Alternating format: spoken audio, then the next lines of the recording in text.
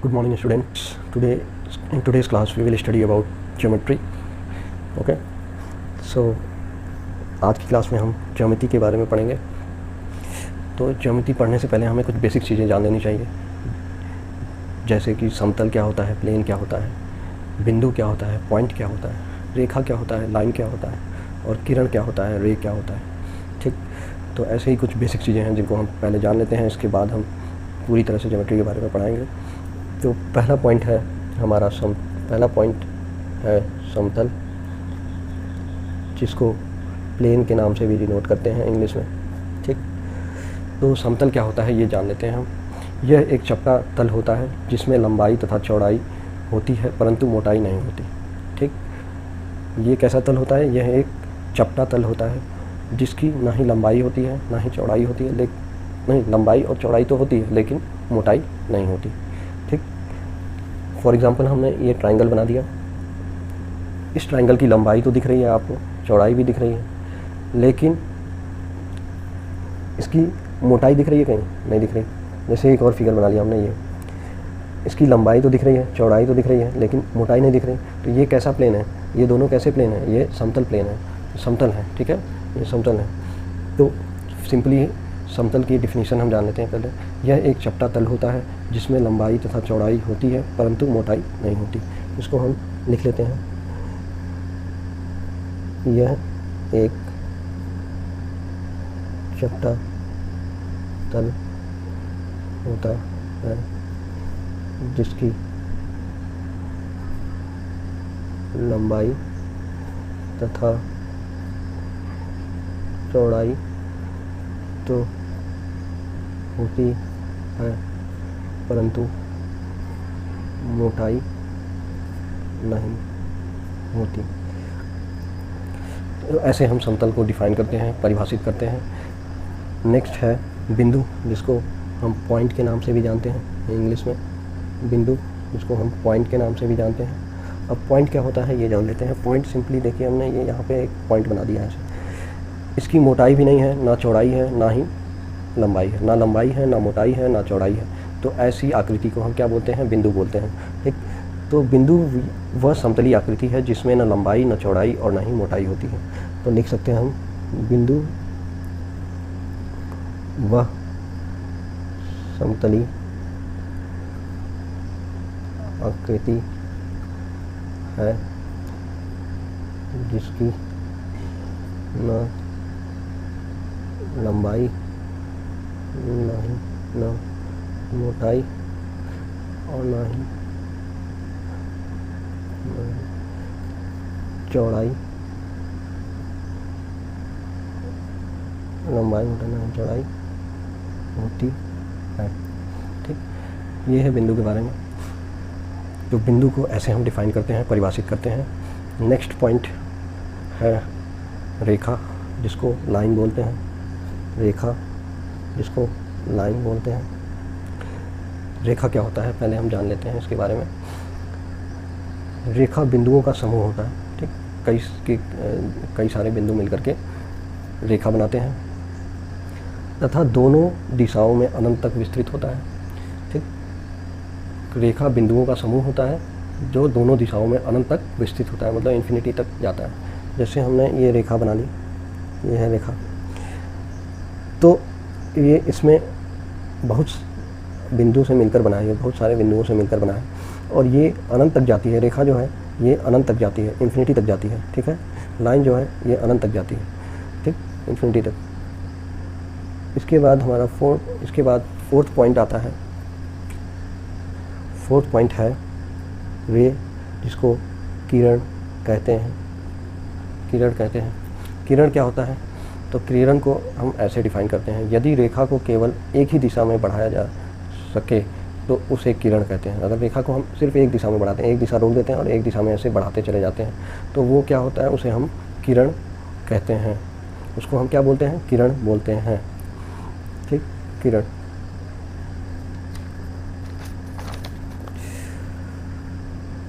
Next point है रेखाखंड. Next point है रेखाखंड, जिसको लाइन सेगमेंट के नाम से भी जाना जाता है. लाइन सेगमेंट के नाम से भी जाना जाता है. तो रेखाखंड क्या होता है? रेखाखंड को फर्स्ट ऑफ ऑल डिफाइन कर लेते हैं। एक ऐसी ज्यामिति सरल रेखा जिसमें प्रारंभिक और अंतिम बिंदु होते हैं उसे रेखाखंड कहते हैं। ठीक, एक ऐसी ज्यामिति सरल रेखा, मान लीजिए ये एक रेखा है, ठीक, रेखा जिसके प्रारंभिक और अंतिम बिंदु होते हैं, ये प्रारंभिक बिंदु और ये अंतिम बिंदु, जिसको हम ए और बी से डिनोट कर सकते हैं। तो जिसके प्रारंभिक और अंतिम बिंदु होते हैं उसको हम रेखाखंड कहते हैं। ठीक, उसको हम रेखाखंड कहते हैं। इसको हम रेखा खंड या लाइन सेगमेंट कहते हैं। ठीक, अब इसके बाद नेक्स्ट है प्रतिच्छेदी रेखा। प्रतिच्छेदी रेखा जिसको इंटरसेक्टिंग लाइंस कहा जाता है। इंटरसेक्टिंग लाइंस कहा जाता है। तो इस प्रतिच्छेदी रेखा के बारे में हम पहले जान लेते हैं क्या होता है, क्या होती है। जो रेखाएं एक दूसरे को किसी बिंदु पर काटती हैं प्रतिच्छेदी रेखाएं कहलाती हैं। जो रेखाएं एक दूसरे को किसी बिंदु पर काटती हैं प्रतिच्छेदी रेखाएं कहलाती हैं। जैसे कि फॉर एग्जांपल हम इस फिगर से समझ जाएंगे। ये देखिए, ये एक रेखा है और ये दूसरी रेखा है। ये एक पॉइंट पे इंटरसेक्ट करती हैं और यही पॉइंट जो होता है इसी को हम क्या बोलते हैं? प्रतिच्छेदी रेखा बोलते हैं। ठीक, प्रतिच्छेदी रेखा को जो रेखाएं एक दूसरे को किसी बिंदु पर काटती हैं प्रतिच्छेदी रेखाएं का। देखिए, ये रेखा इसको काट रही है और यहाँ पे ये इंटरसेक्टिंग पॉइंट है और ये जो काटती है इसी को हम क्या बोलते हैं? प्रतिच्छेदी रेखा। सेकंड पॉइंट होता है दो भिन्न रेखाओं में एक से अधिक उभयनिष्ठ बिंदु नहीं हो सकते। दो भिन्न रेखाएं हैं, इसमें एक से अधिक कॉमन पॉइंट नहीं हो सकता, उभयनिष्ठ बिंदु नहीं हो सकता। यहाँ पे ये ओ इसका प्रतिच्छेदी या उभयनिष्ठ बिंदु है, ये इंटरसेक्टिंग पॉइंट यानी प्रतिच्छेदी बिंदु बोलते हैं इसको। नेक्स्ट है समांतर समांतर रेखाएं जिसको हम पैरेलल लाइंस के नाम से भी जानते हैं। Parallel lines.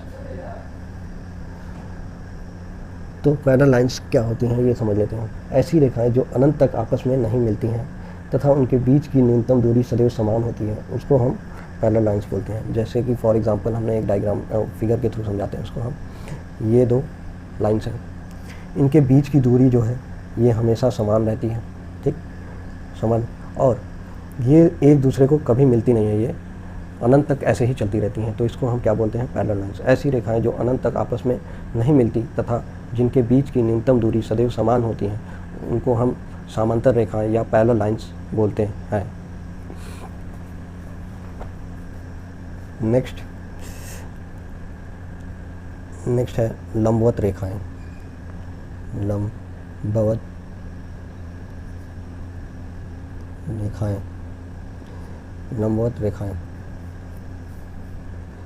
लंबवत रेखाएं जिसको परपेंडिकुलर लाइंस भी कहते हैं।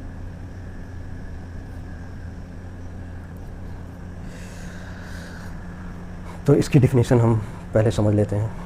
ऐसी रेखाएं जो आपस में समकोण बनाती हैं लंबवत रेखाएं कहलाती हैं। जैसे कि इस फिगर से हम आसानी से समझ जाएंगे। ऐसी रेखाएं जो आपस में समकोण बनाती हैं लंबवत रेखाएं बोलते हैं। जैसे ये आपस में रेखाएं कैसा एंगल बना रही हैं? समकोण बना रही हैं। ये और ये दो रेखाएं हैं और दोनों ए बी और सी डी हैं और दोनों समकोण एंगल राइट एंगल बना रही हैं, तो इसलिए ये लंबवत रेखाएं कहलाएंगी। नेक्स्ट है अर्धक रेखा। अर्धक रेखा जिसको बाइसेक्टर लाइन के नाम से भी जाना जाता है। Bisector line. अर्धक रेखा देखिए, एक रेखा ये है और एक ये ऊपर से रेखा आई और इसने इसको दो बराबर भागों में बांट दिया। ऐसी रेखा को हम अर्धक रेखा बोलेंगे।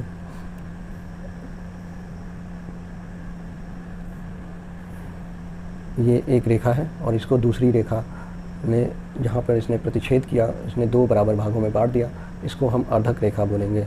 इसमें A B equal to A D equal to D B होगा। A D equal to D B होगा।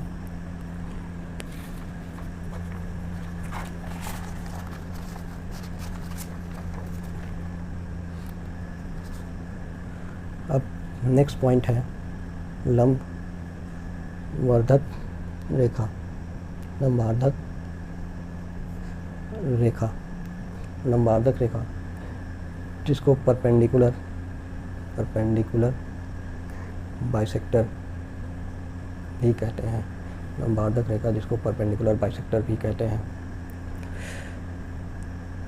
इस केस में क्या होता है, ये अर्धक की तरह ही होता है, बाइसेक्टर लाइन की तरह होता है, लेकिन इस केस में 90 डिग्री का एंगल नहीं बन रहा था, लेकिन इस केस में जो है ये 90 डिग्री का एंगल बनाएंगे।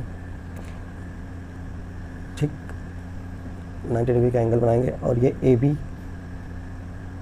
ये डी होगा, A D equal to D B, यानी ये लंबवर्धक रेखा जो है इनको दो बराबर भागों में बांट देगी। इसको बोलेंगे A D equal to D B, तो इसको लिख सकते हैं A D equal to D B. तो ऐसी रेखाओं को हम लंबवर्धक रेखा, बाइसेक्टर, परपेंडिकुलर बाइसेक्टर बोलते हैं।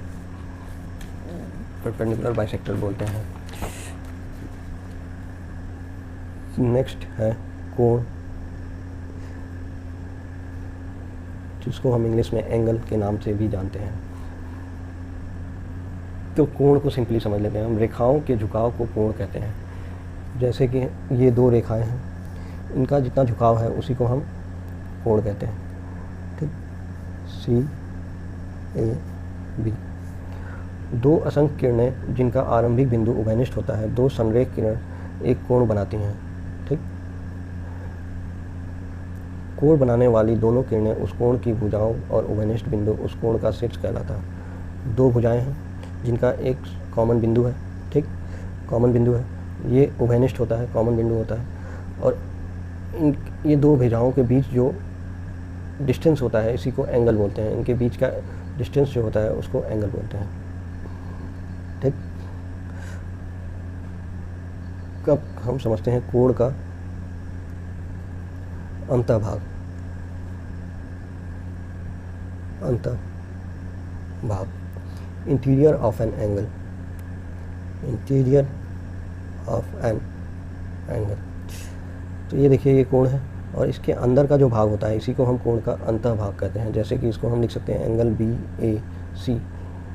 ठीक, तो ये जो अंदर का भाग है, ये इतना पार्ट, ये क्या है, ये अंतःभाग है। कोण का वाय भाग, नेक्स्ट पॉइंट है कोण का वाय भाग। कोण का वाय भाग जिसको हम exterior angle, exterior of angle बोलते हैं। तो ये देखिए हमने ये कोण बना लिया और ये जो बाहर का भाग है इसी को हम, ये जो बाहर का भाग दिख रहा है इसी को हम exterior angle, exterior of angle कहते हैं। नेक्स्ट है न्यून कोण। अब कोण के बारे में समझ लेते हैं। न्यून कोण जिसको हम एक्यूट एंगल बोलते हैं, एक्यूट एंगल।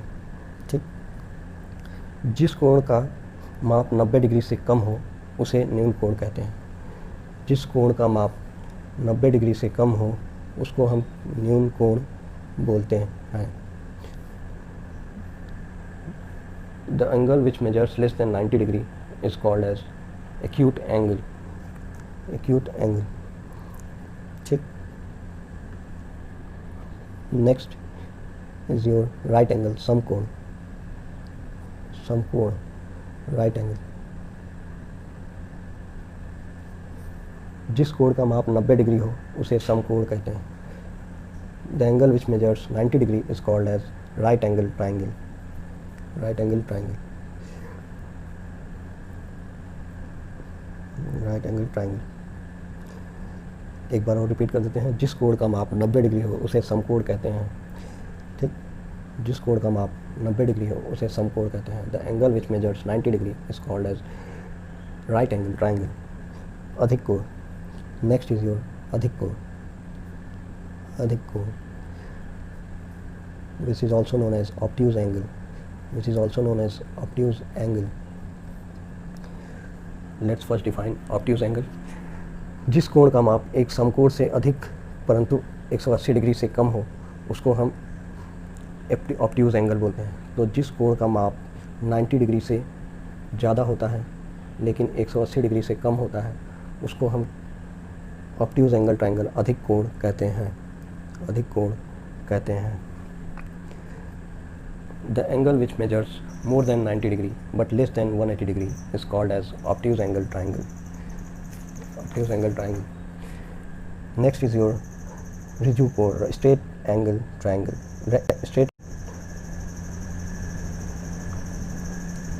Straight angle अधिक कोण.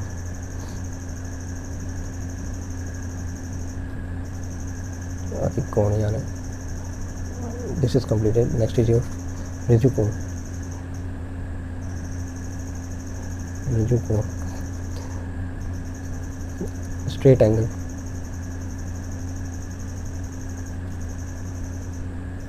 Straight angle.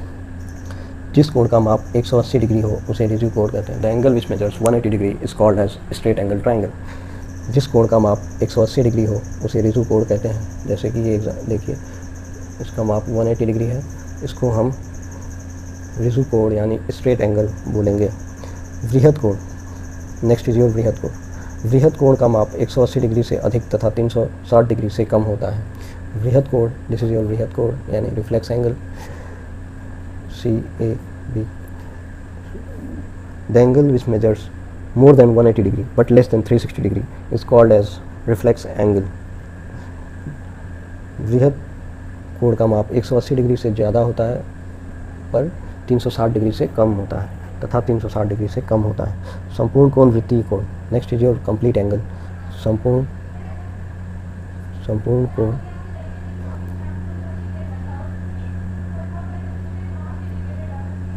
वृत्तीय कोण, which is also called as complete angle. Complete angle. So complete angle means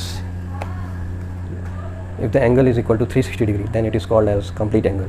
किसी बिंदु पर बने सभी कोणों का योगफल 360 डिग्री होता है. नेक्स्ट पॉइंट इज किसी बिंदु पर बने सभी कोणों का योगफल 360 डिग्री होता है. Next is your पूरक कोण, which is also called as complementary angle. Next is your पूरक कोण, which is also called as complementary angle. Complementary angle. So first of all, we should define complementary angle. ऐसे दो कोण जिनके मापों का योगफल 90 डिग्री हो पूरक कोण कहलाते हैं. ऐसे दो कोण जिनके मापों का योगफल 90 डिग्री हो पूरक कोण कहलाते हैं. ऐसे दो कोण जिनके मापों का योगफल 90 डिग्री हो पूरक कोण कहलाते हैं. जैसे कि फॉर एग्जांपल दिस, ये है इनका, ये दो एंगल हैं, इन दोनों का सम अगर 90 डिग्री है, दोनों को जोड़ने पे अगर 90 डिग्री आता है तो उसको हम पूरक कोण बोलते हैं. पूरक कोण बोलते हैं. ठीक, फॉर एग्जांपल लिख के बता देते हैं हम इसको. BAX, angle BAX plus angle CAX is equal to 90 degree. ठीक, ऐसे दो कोण जिनके मापों का योगफल 90 डिग्री हो पूरक कोण कहलाते हैं. ठीक. नेक्स्ट इज योर समपूरक कोण. नेक्स्ट इज योर समपूरक कोण, जिसको बोलते हैं हम सप्लीमेंट्री एंगल्स. Supplementary angles. इस केस में क्या होता है, ऐसे दो कोण जिनके मापों का योगफल 180 डिग्री. देयर इज बहुत ही कंफ्यूजिंग है ये कॉम्प्लीमेंट्री और सप्लीमेंट्री. कॉम्प्लीमेंट्री एंगल का मतलब जैसे दो एंगल का सम अगर 90 डिग्री है तो उसको हम कॉम्प्लीमेंट्री एंगल पूरक कोण कहेंगे. और सप्लीमेंट्री जो है, अगर दो कोणों का योगफल 180 डिग्री आता है तो उसको हम सप्लीमेंट्री एंगल कहेंगे यानी समपूरक कोण कहेंगे. तो फॉर एग्जांपल ये देख लेते हैं. ये है DABC. ठीक, इसमें अगर ये this angle plus this angle कितना होगा, 180 डिग्री होगा. दोनों का सम करें तो 180 डिग्री होगा. तो ऐसे ही कोण को हम क्या बोलते हैं, समपूरक कोण सप्लीमेंट्री एंगल बोलते हैं. इसको लिख सकते हैं हम BAC plus angle DAC equal to 180 degree. ठीक. नेक्स्ट आता है, नेक्स्ट इज योर आसन्न कोण, adjacent angle. Next is your आसन्न कोण. आसन्न कोण एडजेसेंट एंगल्स, एडजेसेंट एंगल, दो ऐसे कोण जिनका एक शीर्ष हो और उनकी एक भुजा उभयनिष्ठ हो तथा अन्य भुजाएं उभयनिष्ठ भुजाओं के दोनों ओर स्थित हो। फॉर एग्जांपल देख लीजिए इसमें, ये एक ट्रायंगल एंगल है, इसके बीच में एक ये कॉमन लाइन खींच दी गई है, ठीक। तो असन कोण किसको बोलेंगे? ये कॉमन लाइन के इधर और इधर दोनों तरफ जो एंगल बनेंगे, जैसे ये एंगल इस एंगल का एडजेसेंट एंगल होगा, क्योंकि इसमें एक कॉमन लाइन है, ठीक, उभयनिष्ठ भुजा है, ठीक, उभयनिष्ठ साइड है, ठीक। और ये जो अगल बगल वाले एंगल होंगे इनको हम आसन कोण एडजेसेंट एंगल बोलेंगे, एडजेसेंट एंगल बोलेंगे, एडजेसेंट एंगल बोलेंगे।